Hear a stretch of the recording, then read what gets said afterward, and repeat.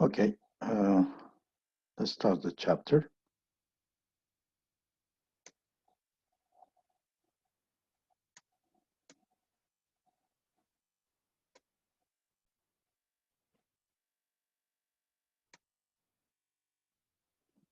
Okay, in chapter 6, we'll be talking about database and information management. And basically, what we are looking to learn in this chapter is the fact that um, what are the what are the problem of managing data resources in a traditional file environment, and how are they solved by a database management system? What are the major capabilities of database management system, the DBMS, and why is relational database management or RDBMS so powerful? What are some important principles of database design? And also we will be talking about what are the principal tools and technology for accessing information from database to improve the business performance and decision making. Why are information policy, data administration, and data quality assurance essential for managing a firm's database? Now, let's start from the scratch, and some of you probably just in the refreshing situation. A file organization terms and concept, we will be talking about them. So we have something called bit, byte, field, record, and files here. And a bit, it's made of the smallest unit of data, which is a binary, is a 0, 1, or 1. And then you have what you call byte, is a group of bits that represent a single character. Sorry. A field is a group of words or a computer number like 786. And then you have the record, which is a group of related fields with each other. And then you have the bigger one, which is the file as a group of record of same types. Then we get on a bigger sense, which is a database, which is a group of related files. And then with the database, you have what you call entity, which is an entity made of a person, a place, thing, event about which information is maintained. And then you have what you call the attribute, which is a description of particular entities. So you give an attribute to a person, a place, things, and event. And what's running the database is, guiding the database is a key field, identify a field used to retrieve, update, or sort of record data. That's what we see as end users, possibly. So if we look at the data overall and data hierarchy, we can start from the bottom things. It is a computer system organized data in hierarchies that start with a bit, which represent either 0 and 1, and bits can be grouped to form a byte and to represent a character and a number or a symbol. And then you have bytes can be grouped together to form a field. A related field can be grouped to form a record. Related record can be collected to form a file, and related files can be organized into database. So if we look at it here, let's say this is a student database. In the student database, you start from, to understand how the data works, you start from the beginning, from the bottoms. And it's a bit, which is a 0, 1, or something like that. And then You have what you call ASCII, which is a collections of bits, which is called byte. And then you have what you call collection of bytes. It becomes a field, which is a field, could be a course field, it could be a student. These are the fields or the grade. And then you have collection of these fields becomes a record. And you see here that the student with ID number so-and-so, course in information system, date, and what he got. And then these records together will generate a file, and which is having a different student ID number and different in the same course, or it could be a different course, but it's in the same course. And then you have the grades there. But overall, these are the files which is driven from the database, which is could be the course file, personal file, and financial file, or any other files that is connected to the student records. Now, what's the problem with a traditional file environment? You know that you heard of data redundancies and data inconsistencies. This is one of the problem with the traditional files. You keep, when you start copying the same file somewhere else, that's a kind of a data redundancies. Or if you adjust one file and it was one file and you made it two files and somewhere the name is different or there is missing thing, that's inconsistency. A program data dependencies. So without a program, data cannot be extracted. Lack of flexibilities there. Poor security can be cracked easily. And lack of data sharing and availability because you have different departments that they need to share certain data together to operate. So if we look at it in the traditional, the use of the traditional approach of the data, the file processing encourage each functional area in the corporation to develop a specialized application. So if you have, a master file, a data element, everything, but because you have your own application, and you separate, you take a copy of that data and you start processing without sharing it with the master data.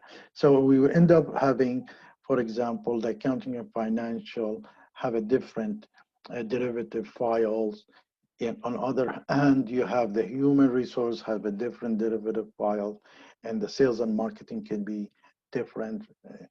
They are not integrated with each other. They're not sharing the same data with each other. So that might cause inconsistency and redundancy and will create, take a big space of your database or your storage. The other thing, which is we said the data redundancies, which is the present of duplicate data in the multiple files so that the same data are stored in a more than one place or location. We have a tendency to do that on an individual level. And then you have the data inconsistencies. The same attribute may have a different value.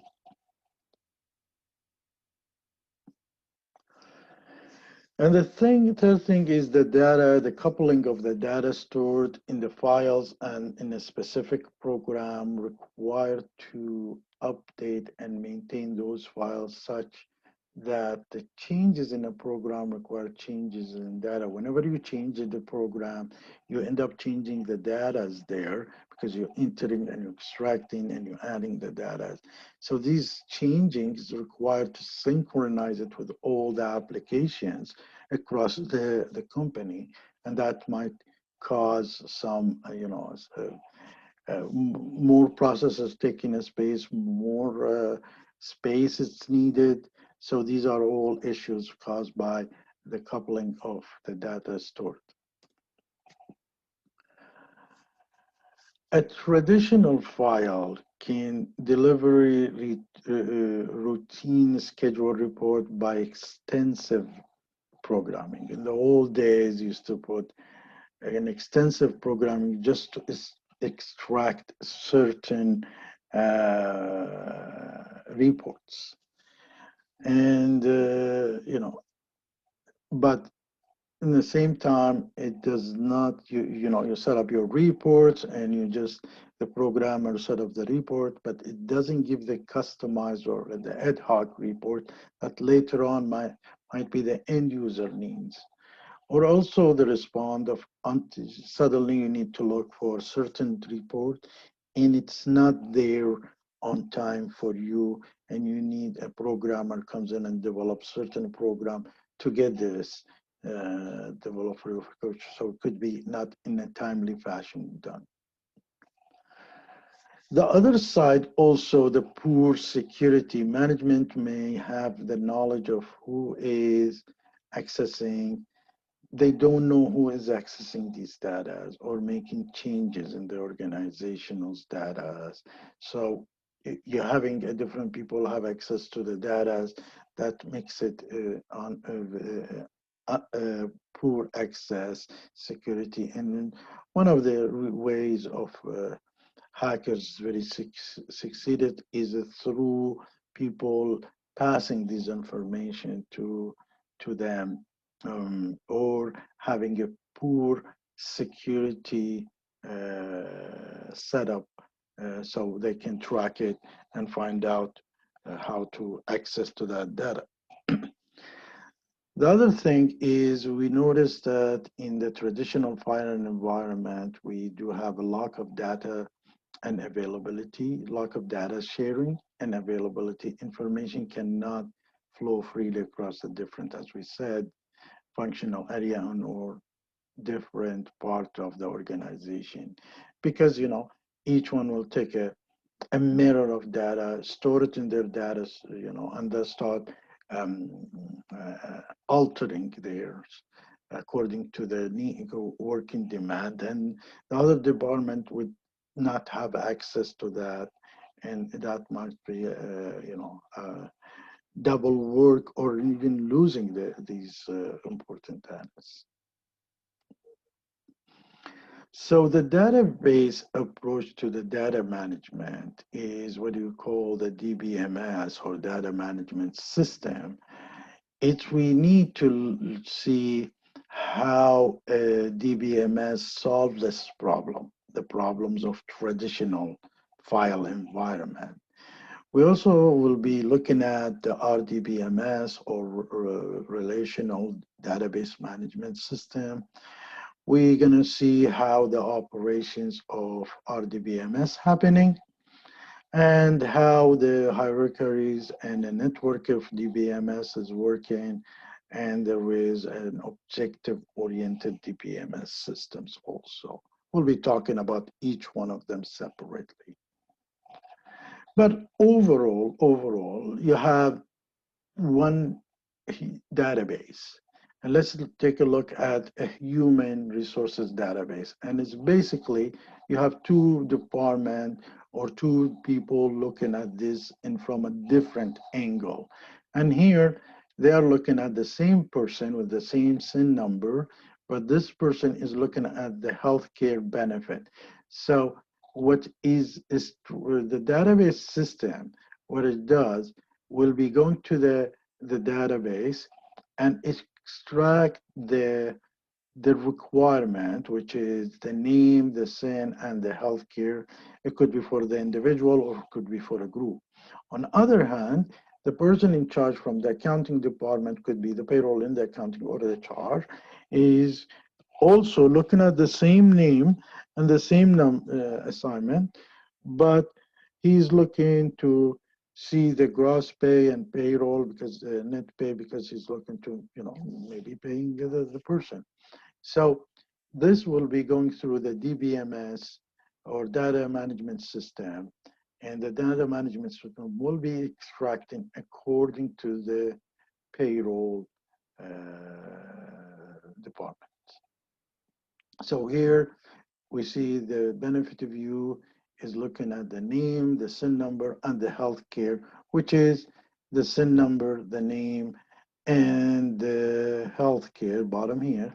And here the payroll is looking at the name, the SIN number, and the gross pay and the net pays. And each one will be from one database extracting what they're looking for. Now, in the case of RDBMS or relational database is represent a two-dimension tables called relation. So two dimension, there is two fields and they are connected to each other.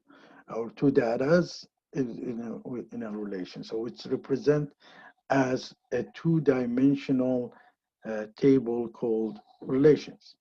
Now, relates data across the table based on a common data element. So there is a common data involved in a different cross, and you did probably do this cross puzzles or something, and you have a one letter crossing this and cross. So let's look at this. The one in the middle is the one is kind of what do you call the relates data across the table of a that's what you call a common data, for example. And best example we is the on a simpler level is the access. You have the DB2, you have the RDBMS of Oracle, and SQL and MySQL of Microsoft. Now, to look more at the how this looks for you, the relational database organized data. For example, here you always have what you call the key field or the primary key. And in the supplier, when we're looking at it here, what we see, these are probably we set up it as a key field or the primary keys. And there is the number of the suppliers. And once we've entered these, we will have the rest of the field or attribute is showing for us. So these are the things that, you end up, when you're entering the suppliers numbers, which is the key field or the primary key, then you get the supplier's name, the supplier's address, street, which cities, and which province, and all these. And all these is called record or rows record tabulated. Then when you look at, for example, a primary key or a key field, a primary key is maybe the part numbers that you want to look at. And the part number, will be extracted utilizing also the foreign key. You can utilize the foreign keys to arrange this data, or you can go with the primary key. So with entering the part numbers, it will tell you the part name, the unit price, and the supplier number. So when you want to find who is your supplier for this part, first you enter the part number. So it probably here will give you 137 door latch, $22 per unit, and this is the supplier number. So also you can enter the supplier number here, and then you get, this is the people who is involved. Now you can migrate these together, you integrate these together, but this is how it's done as a two-dimensional. So operation of a relationship DBMS is there is what you call a select, and then you have a joint, and you have a project. And a select is to create the subset of two rows that meet a specific criteria. In the joint is combined the relational tables to provide the user with information. And then you have what you call the project is enable users to create a new table continually only relevant information.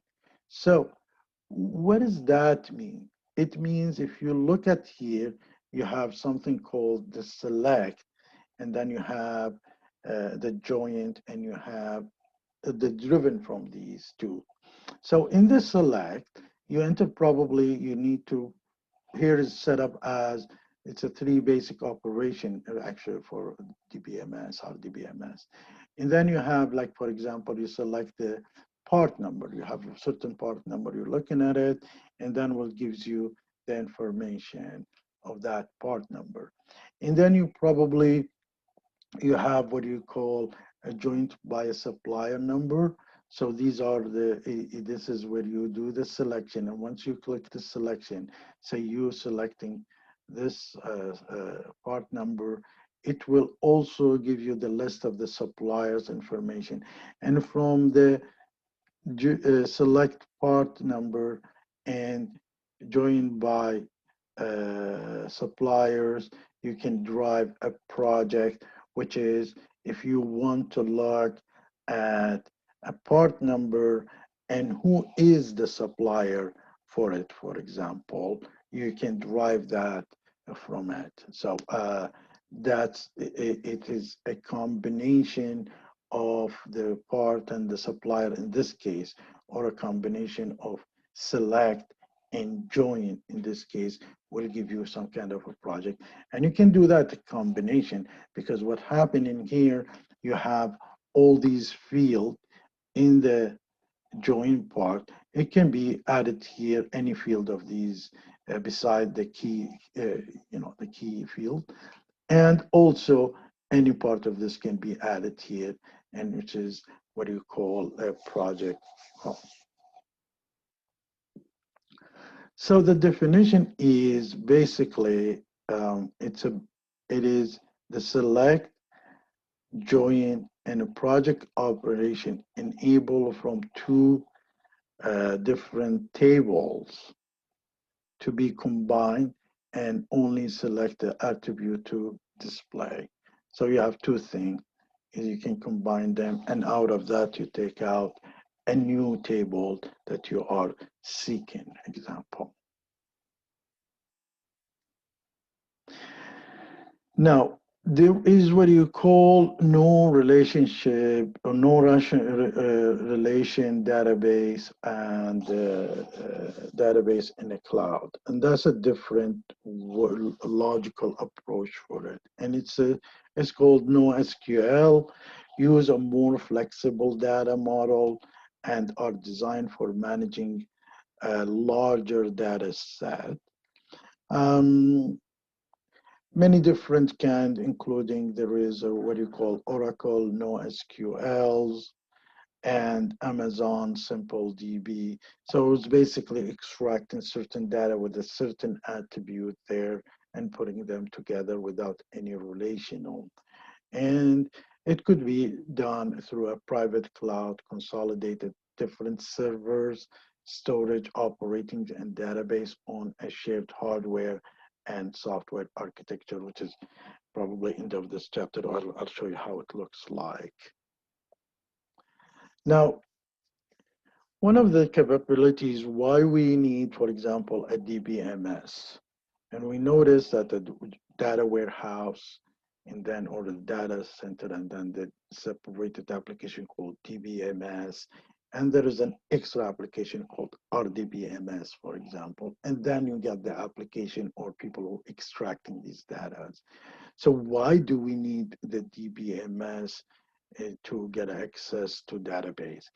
Is because the data definition language in the DBMS, what we do, we specify structure of the database. And we have a data dictionaries, which is a stored definition of data elements and their characteristic. So if you are entering, for example, a word instead of numbers, that probably will be rejected. And so we can also use the database, the DBMS, to do a querying and reporting. Crystal reporting is one of them, Crystal, very famous one. But what you do, the querying and reporting is the data manipulation language, and you do a structured query language, which is SQL. Here, when you look at a simple Microsoft Access, where you have a data dictionary capabilities that display the information about, the size, the format, and the other characteristics of each field of database. So it looks like this in general, and usually the key field you will have on here, you will have the key field indicating which supplier number it is the key field. So you have to enter the supplier number in order to extract the data accordingly. So the display here is the information maintained by supplier table. And this is what we said is the key, uh, the key icon that you see here is, left on the supplier number. This here, doesn't, okay. Here is indicate the key field. So sometimes this doesn't show up. One of the way in excess of the queries is, you enter the queries and then you drive the information. So you enter the part plus the, and the suppliers, and then we tell you these parts are, which parts are covered by the same supplier, for example, in a grouping areas. But before you do this, you need to design the database. So the database has a different type of designing. There is one called a conceptual designing as abstract model of database from a business perspective. Then you have the detailed description of business information. See, when you're implementing any application or a database application, they have a standard, report that they will give it to you. And then this is what we call a conceptual design for the business in general. And then there is certain physical design, which is your ASMO report with a different setup, which is a detailed description of the business information needs. And then you have what you call the entity relationship diagram, which is a methodology for documenting the database, illustrating the relationship between different database entities. Um, and then you have the normalization, which is we will be talking probably in 2 slides down the road about the process of creating a small, stable data structure from a complex group of data.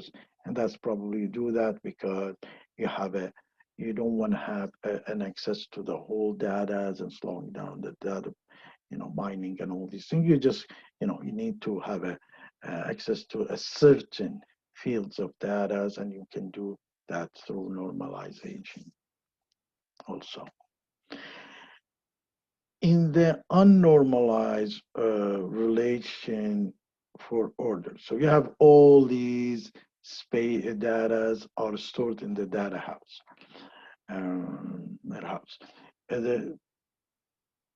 Before the normalization, you have order numbers, you have the order database, you have the what you call part number, a part name, a unit price. You could be having a part quantity, a supplier PC, a supplier city, a province. They are all, a field of data, and they are unnormalized relation contain uh, repeating groups.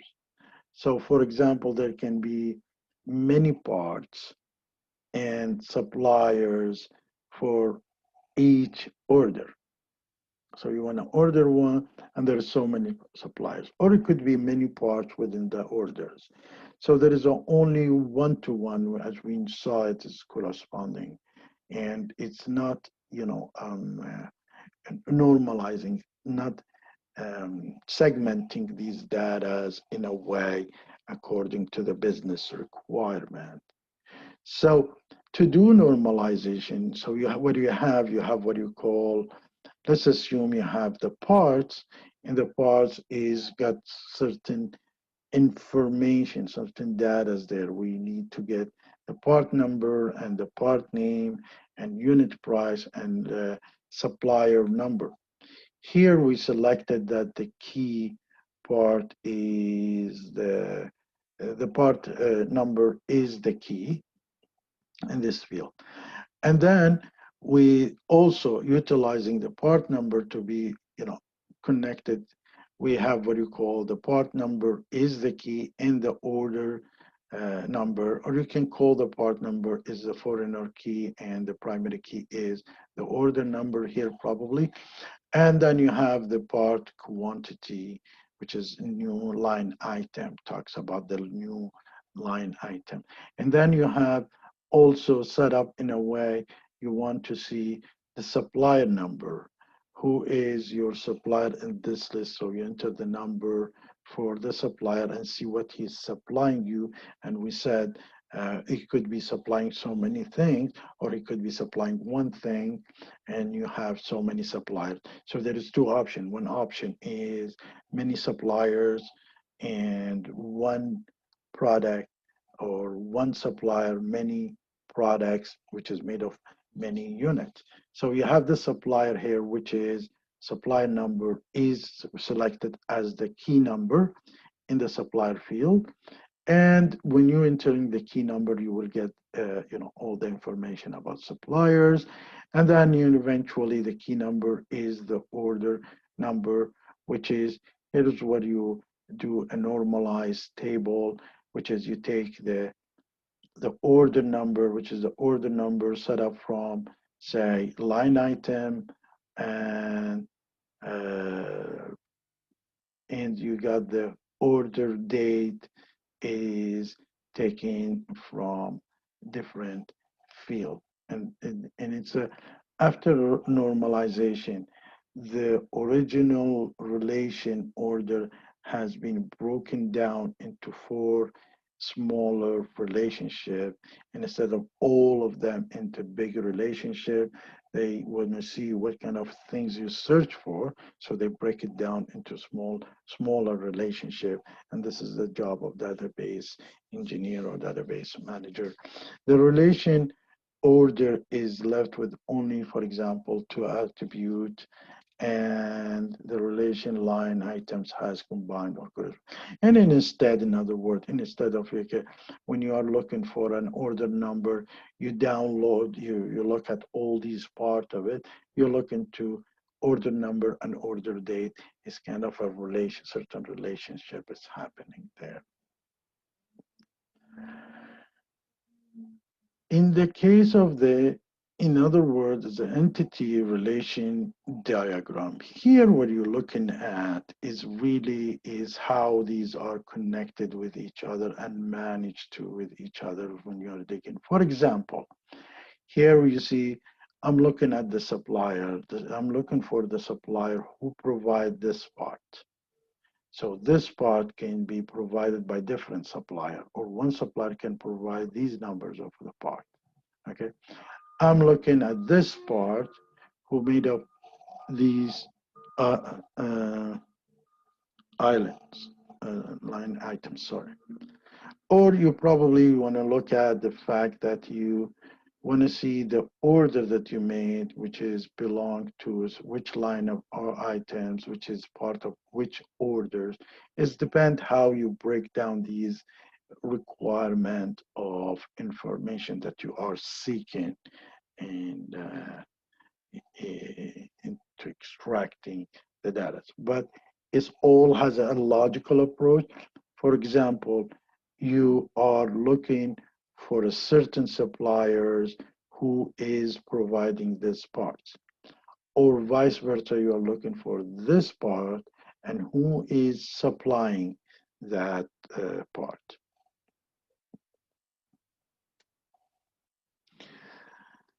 Overall, On the top of it, there is something called BI, or business intelligent infrastructures, which is what you have is coming from, driven from the data warehouse that you have. And what's a data warehouse? It stores current and historical data from many core operational transaction systems. So whatever is, you're entering from your applications, data's information gets extracted and goes to the data warehouse. And then it consolidates and standardize for the use of enterprise, puts it together, consolidate them together from different data, from different application, but they cannot be altered within the data warehouse. Once it's gone there, you cannot alter it unless you have an authorization for that. And usually the data warehouse system will provide, you can get the queries from that analysis and reporting. This is the basic, the BI driven from the data warehouse. There's more application you can add on there where you can drive more information from the data warehouse.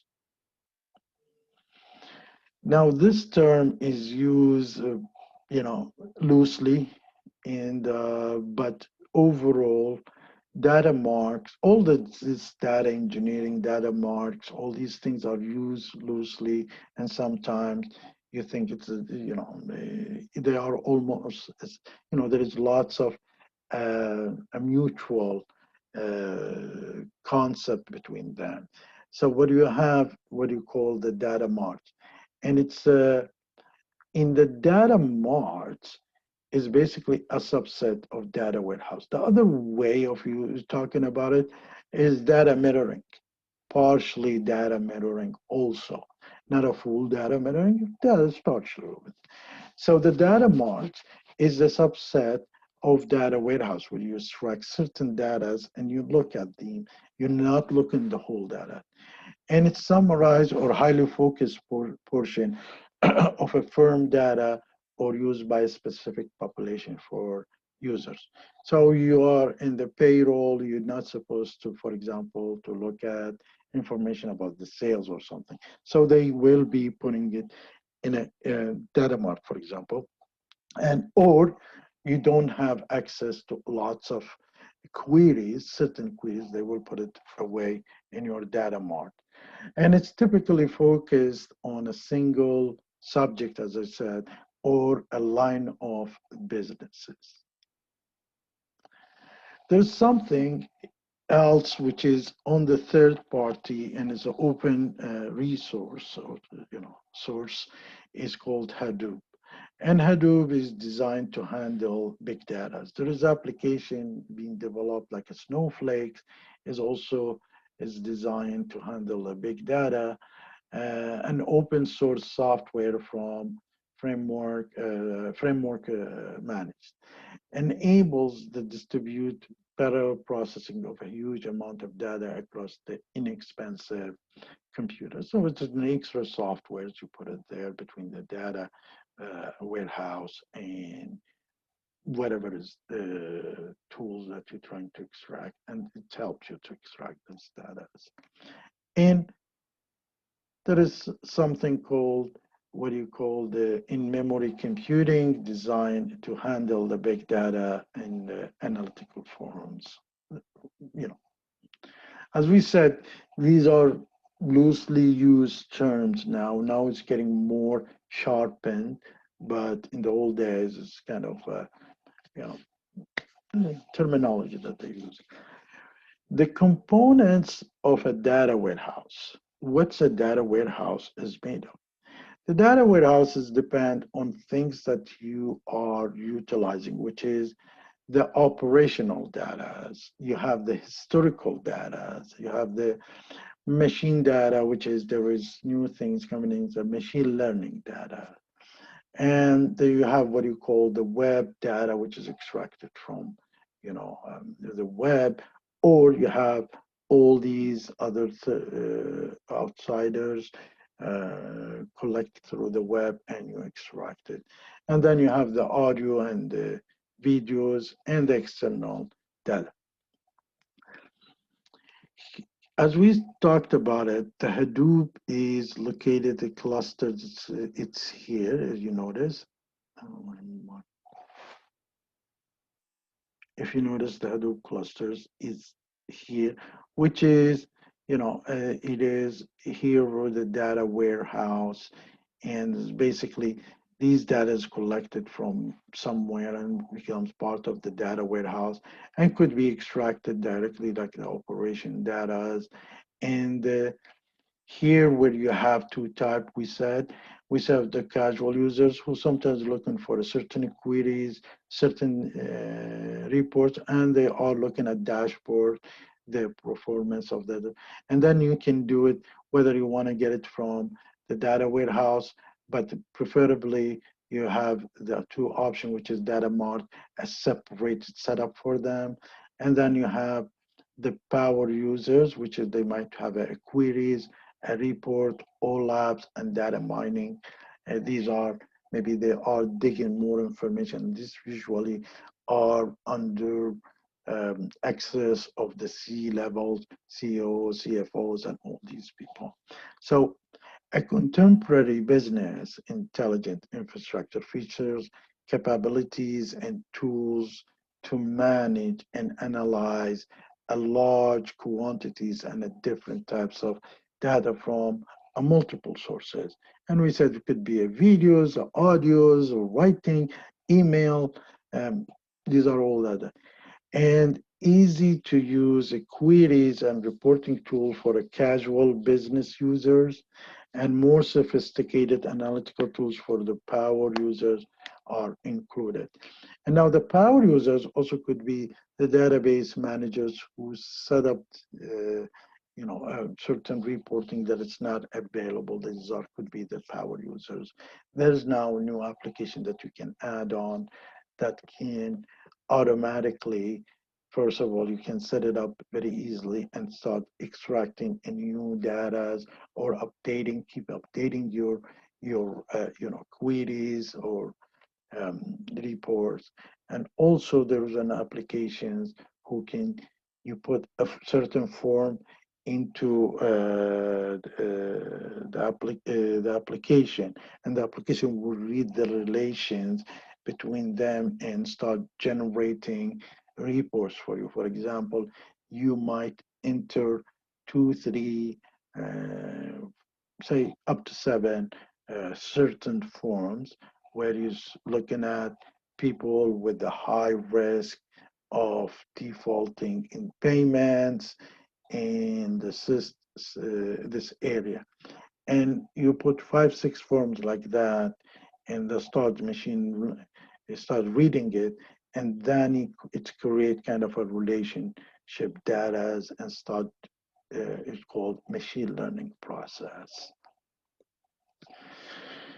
Now, there is tools for the business intelligent, tools for consolidating, analyzing, and providing access to a vast amount of database to help users make a better business decision. Now, the BI could be centralized or decentralized. BMW, which is we will be talking maybe if we have time in the future, how they use a centralized CRM and BI. And on the other hand, you find Ford, they do use it decentralized, and they are for a different reason. In BMW, they even centralize the retailers, the distributors for their cars, the agents also. And then there is also tools include the softwares for database queries and reporting, which we said like a crystal reporting. And you have what you call the online processing or the online analytical processing, which is OLAP, and the data mining, which is we will be looking at more details about data mining if we have on the video. But when you're talking about a multi-dimension, we have the binaries, we said the two-dimensional, and we have what you call the multi-dimensional data model. If you're looking at here, when you're looking at the project actual, and they are, you want to see the product is needed and where's the region. And if you flip this, you would see the same thing utilizing a different fields like nuts, bolts, washers, screwers, whether for the projected or for the actual.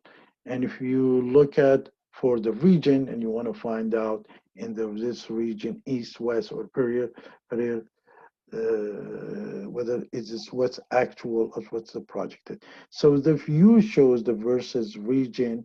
If you rotate the cube 90 degrees like this, um, um, the phase that will show is product versus the actual and the projected sales. Now, if you rotate the cup 90 degrees again, then you will see the region versus the actual and projected sales, other views of possible. So there is here you have the multi-dimensional data model is done. One is probably a product versus the actual and projected sales, and another one is kind of a region versus the actual and projected uh, sales. In the data mining, there is a tool to analyzing the large pool of data. That's what you call the data mining. And it's find a hidden pattern, infer rules for the predictor. It looks for association, sequence, classification, clustering, and forecasting. And a broad example of benchmarking in the early days, we found out, while a young man goes to, in Denmark and Netherlands, goes to on a weekend, buys a beer, he end up buys the diapers. And it is, we found kind of, an association between them. It's a way of setting up the association. You might use the sequences type. You need probably can do a classification type, and it's a clustering as group or age or whatever. And it's all you do it for analysis or for the forecasting also. It's such a big, loose and it's depend on the database manager or database engineers how he's looking for a relation, not looking for a reality. So if a relation exists between two things, that's fine.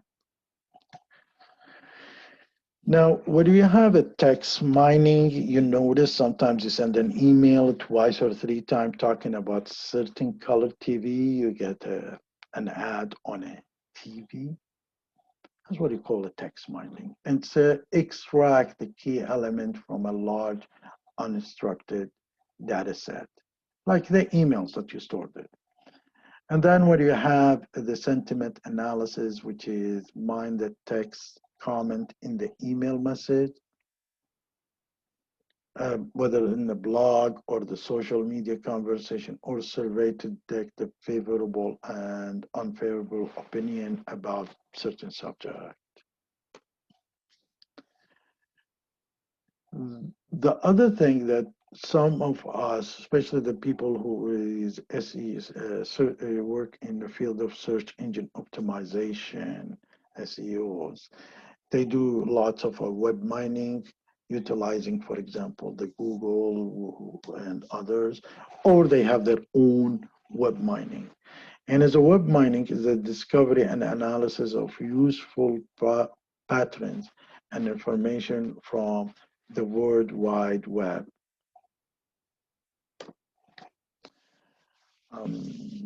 There is a company very famous for that. They are searching on a constant base of people who are trying to have an interest in a certain field, and they will extract who is that person who is searching that field and who is his co-workers and what their position, and then they will send it to the the concerned paid company. In the database and in the web, many companies use the web to make some internal database available to the customers or partners, and Google does that for you for Google Analytics. Typical configuration include web servers, application servers. You have the middleware, you have the CGI scripts that utilize, and you have what you call the database server hosting, or hosting the DBM. And the advantage of the using the webs for the database access is usually it's easy of the use browser softwares. You've seen, some of you have seen how the database managers are extracting data. It is not very attractive for the end users. So there is a web which makes it easy to extract and easier to search for your data. It prompts you with these information to enter sometimes, and then you set up your queries and get it. So it's easy for the use of a web browser software. Web interface require a few or new changes or no changes to the database. And it's inexpensive to add web interface to the system. And it basically looks like this. You have the database here residing. And then you have the certain database server who extract these data and as a DBMS in a way. And then you have the application server and the web. So you are, as here, you extract it through the internet to the web servers and then to the application servers from database. So use access to an organization internal database through the web using the desktop PCs and the web browser softwares. What you have is how do we manage these old data? We have to have some rules and regulations for that. So establishing an information policies is like a specific, the organization's rules for sharing, disseminating, acquiring, and standardizing, classifying, and inventorying information. So they want to make sure that not everybody enters any data, nobody enter, even if he's allowed to enter data, not any data he can enter, or if it's the data is incomplete, should be not prompted to be stored. All these process, it is kind of information policies. And data administration is responsible for a specific policies and procedures through which the data is managed. Usually they do that, which is we call a data governance and a data administration. Now, ensuring data quality is that you need to do, as a database manager, you do a data quality audit. So it's a structured survey of the accuracies and completeness of data in an information system. You will be very surprised if you don't have the data quality audit or data cleansing. We had a case where these people have implemented Oracle for their flour mills. And they were not able to extract certain, to get certain queries. And then we had a difficulty to find out what's the reason. We spent over 2 days just looking, thinking that could be something wrong with the application. Then we thought maybe it's nothing wrong with the application, could be something wrong with the database, so we had to recall somebody in the database looking at field that it's missing in the database. We fix that and then start the application is running. So the data quality audit, the structured survey of the accuracy and the completeness of data in an information system. In data cleansing is consists of the activity for detecting and correcting data in an information system. That's a cleansing. You always make sure that the data is entered according to the standard you set it up. So nobody can enter numbers instead of a name or a history. And you notice that sometimes when you're filling up a form online, if it's something wrong, it will reject the application and ask you into the data. This is what you call like data cleansing governance. So this is the end of the chapter, and I'll see you.